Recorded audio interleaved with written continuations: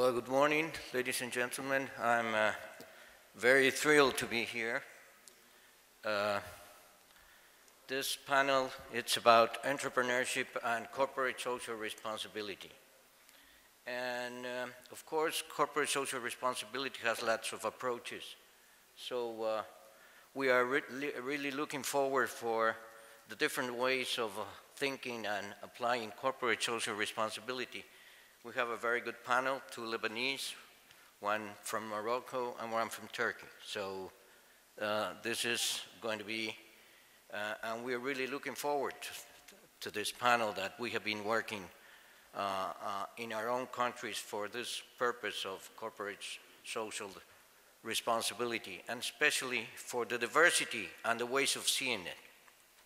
I would like to explain you a little bit about what we have worked in corporate social responsibility in UNIAPAC. But before, just that we have a framework of a corporation, we always think that corporations are responding to the needs of society. And that's how all corporations are created. We have to respond to the needs of society. And of course, all the corporations have three objectives. The first one is to give value added. That's a duty of the state. If we don't do it, the companies do not perform and we will not go forward. So we have to add value, economic value added. So that's a must. The second one is, and this is the way we see it, is integral development of the person. If we don't train, organize people, empower them, and make them feel that they are very important, then we won't make a good company. This goes hand by hand with creating value added. You can create value added, but on the long term, you won't do it if you don't have a good organization and a good persons behind the projects. And the third one, as Luber said, it's very important, the sustainability of the projects. And this is the third that we have added and we're doing. So, so we always think that the companies have to be highly productive and centered in the person. So I'm going to, let's see, I don't know how. Since I closed it, it's not working anymore. Well, the first thing is corporate social responsibility. We have been working in UNIAPAC for the last 8 years, and we have created a document because we think that one of the issues that it's very important is to be practical. We're businessmen, and we have to apply things. As you know, UNIAPAC was created 80 years ago, and it was because of the patron catholique, the sense that they were not treating right the people. So it started with corporate social responsibility at that time, and it really helped with the Quadragesimus Annus and everything, and the Rerum Novarum started working on this concept of social responsibility. But then we wrote a lot of papers, and we thought we had the feeling that we didn't have a right tool to perform. So then we worked very strongly for the past, I would say 8 years in creating a document that it's understandable, and I would like, if this goes through, that everybody will have a holistic view of corporate social responsibility. So we created this document that is called the Profit of Values. We have some booklets outside in French and in English, so if you would like to see them thoroughly, it's right outside. Then the Profit of Values was the answer, I would say, to three very specific questions. First, to what we have been talking every single day here about centering the person in the corporation and in the companies. The second, it has to be based on values and principles. And the third one, it has to include all the stakeholders. So what we did? First of all, since it has to be centered on the person, we understand that a person is, it's contained in three areas: the body, okay, the mind, and the soul. What does that mean? The body is to have, the mind is to be, and the soul is to transcend.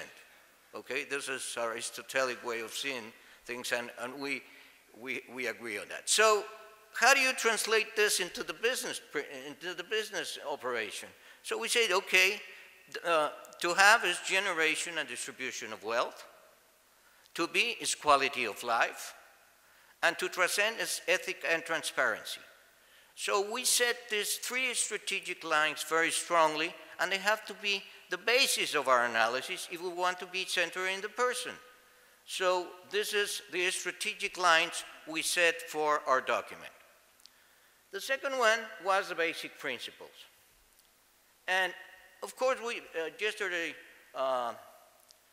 Cardinal Tucson explained us very thoroughly of the basic principles, no? And then this is the dignity of the person. And of course, this has to encourage their full development of each of the person. So this is also part of the objective of any corporation. So we have to really encourage the full development of the personnel. And of course, the dignity of the person comes, we're sons of God, and each one of us is completely different. But that is what really makes corporations grow, because of this diversity of way of thinking and acting. So, but you have to respect human dignity. If you don't respect it, you have a lot of problems in business. Then comes common good. We have to work for the benefit of all. It's not just for the benefit of one stakeholder. We have to take into account all the stakeholders. And the other one is the benefit for all, okay? This is what we've called the universal destiny of goods and services and culture and everything.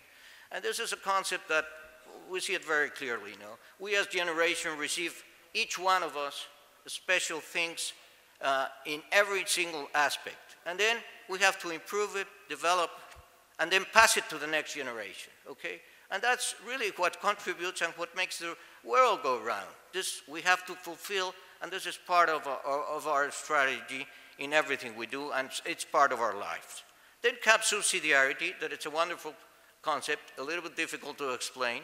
We always said in business that it's as much subordinate as it's possible and only boss as it's needed.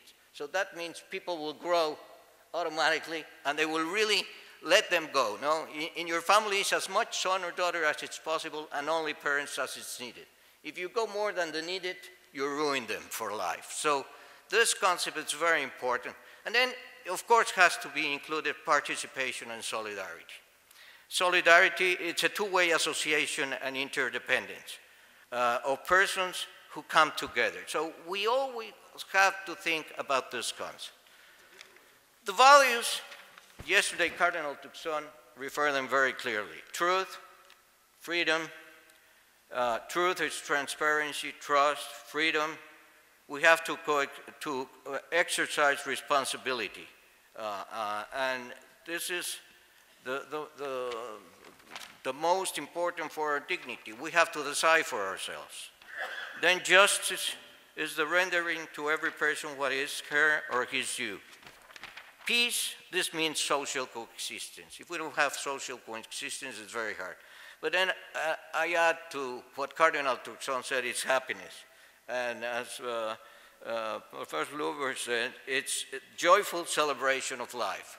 If we don't do everything to be happy, I don't know what we're here for. Happiness, it's a very important thing. And I think the most important part of happiness is love, is to love and be loved. If we are not part of, if we don't love and deliver, we won't get it back. This is part of a Caritas in Veritate way of thinking of life. Then we have the 8 stakeholders, okay? And we define these 8 stakeholders. It's shareholders and investors, persons that are part of the company and their families, and professional and labor unions, For example, in Mexico, we always think that sometimes the government doesn't take care of the families of the workers and a lot of things about education and information. So we have to come in a subsidiarity way and help them. Also suppliers, distributors, clients, competitors. Competitors is very important. Every time I ask a question to a businessman, they always forget competitors. I know we don't like them, but they're there. And we have to work with them, and it's part of a market economy, okay? Competitors, we have to take them into account. The other one is community and society, including educational organizations. The other one is governments, and we say governments because in every country we have municipal, state, and federal government. So we have to cope with all of them. And then the last we call future generations, that's the environment, because the environment is not the subject. The subject are we, the persons that live now, and the ones that are coming. So we have to take care of the environment. So once, these are the parts of what we have been talking about corporate social responsibility. So what we did with this? We made a matrix. And this is really what has been very much developed, okay? So we have the 3 strategic lines: ethic and transparency, quality of life, generation, and distribution of wealth. These 3 strategic lines, we cross them with the 8 stakeholders, and we have 24 areas of action.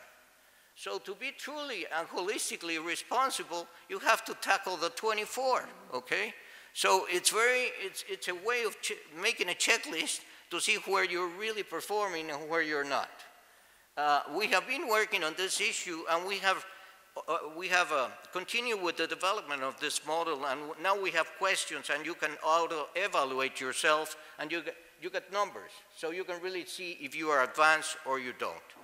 And of course, this has been always analyzed in the concept of judge, as Cardinal Tucson said yesterday, of all the principles and values. This has to be all the time the questions you have to ask yourself. Am I working for the common good? Am I respecting dignity? Our organization is working in a subsidiarity matter. So these questions are in each one of the 8 stakeholders and of the strategic lines. So I think this matrix, center and the person, as I explain it, has been a step forward of understanding what is social responsible company. And the thing is that we are not applying it in many companies in our country and in Latin America, and it's beginning to work. And this is a never-ending process, because once you get in, then you have to settle a strategy, and sometimes they tell me, but it's too much. Okay, leave some areas in the parking lot, but don't forget them, okay? So this really gives a whole approach of understanding and doing corporate social responsibility in a holistic way. Well, this is UNIAPAC way of seeing corporate social responsibility. And now we're going to pass to our panel to see the different ways of doing it and the different perspectives. So thank you very much.